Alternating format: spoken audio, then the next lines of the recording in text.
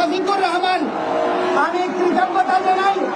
আমরা যেই কথা বলতে সাহস পাইনি সেই কথা উনি বলেছেন যে মসজিদ পাহারা দিতে হয় না, নামাজ পড়ার সময় পাহারা দিতে হয় না। অথচ আজকে আমরা শুনছি মাদ্রাসার ছাত্রদের দিয়ে দুর্গা পূজার পাহারা দেওয়ার ব্যবস্থা হবে।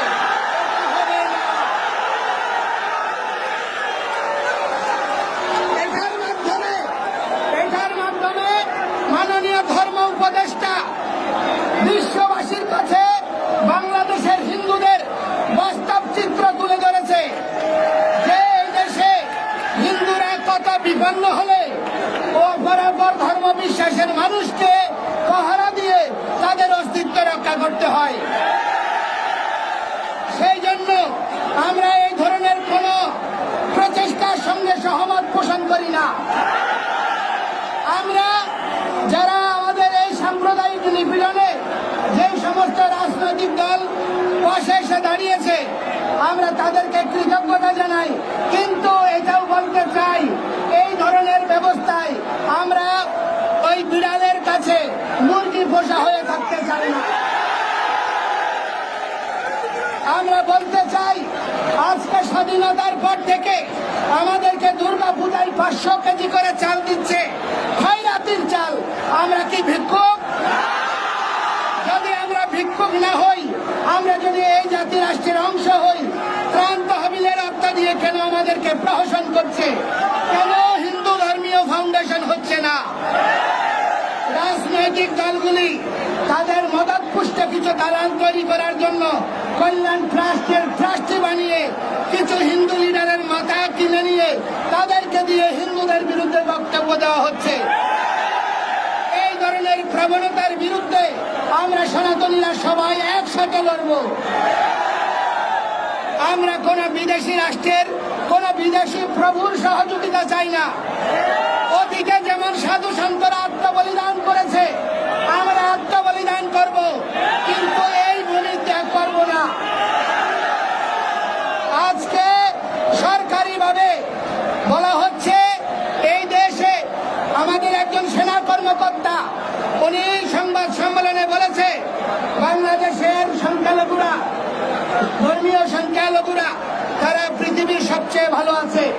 ভালো থাকার একটা প্রমাণ দেই, এই বাংলাদেশে এনিমি প্রপার্টি আইনের মাধ্যমে সরকারিভাবে বিএস কোডিয়ানে উল্লেখ রয়েছে এই দেশের মানুষের নাম, আর তার বর্তমান স্থিতি হচ্ছে হালসাং ভারত। তাহলে সরকার স্বীকার করে নিয়েছে এই দেশের মানুষ পালিয়ে ভারত চলে গিয়েছে। আজকে অনেকে সীমান্তে 2 জন হিন্দু মারা গিয়েছে, এই জন্য মায়া দরদ দেখাচ্ছে, ইন্ডিয়ার বিরুদ্ধে স্লোগান দিচ্ছে।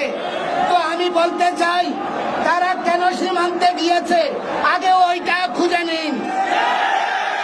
তারা কেন বিএসএফ এর গুলিতে মরতে গিয়েছে? কারণ এখানে বেঁচে থাকা তাদের জন্য একটা জীবন মৃত্যুর প্রহসন ছাড়ার কিছুই নয়। এই পরিস্থিতি কোনোভাবে আমরা মেনে নিতে পারি না।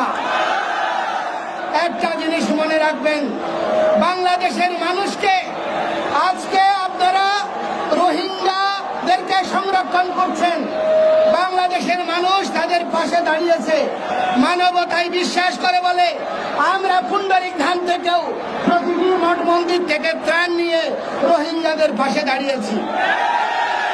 কিন্তু বাংলাদেশ থেকে যেই সমস্ত হিন্দুরা ইন্ডিয়ায় সহ বিভিন্ন দেশে আশ্রয় নিয়েছে আজ পর্যন্ত কোন সরকার তাদেরকে ফিরিয়ে আনার প্রচেষ্টা করে নাই। এটা থেকে প্রমাণ হয় সব ভাইয়েরা এক ভাই, তারা সবাই চায় আমরা এখানে থাকি না। সেজন্য আমি বলতে চাই এই ধরনের প্রহসন বন্ধ করুন। আজকে গতকাল 6টা কমিশন হয়েছে, সংবিধান সংশোধন কমিশন থেকে শুরু করে অনেকগুলো কমিশন হয়েছে।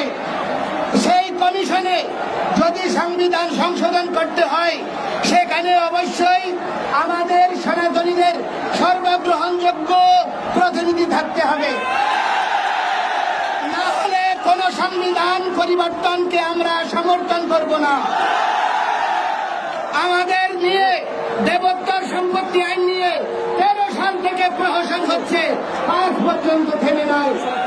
আজকে যখন আমি এদিন পুলিশ কার্যালয়ে গিয়েছি, জেলা পুলিশ কর্মকর্তার ওখানে ডিএসপির লোক বলছে যে আপনারা কোন জায়গা থেকে এসেছেন।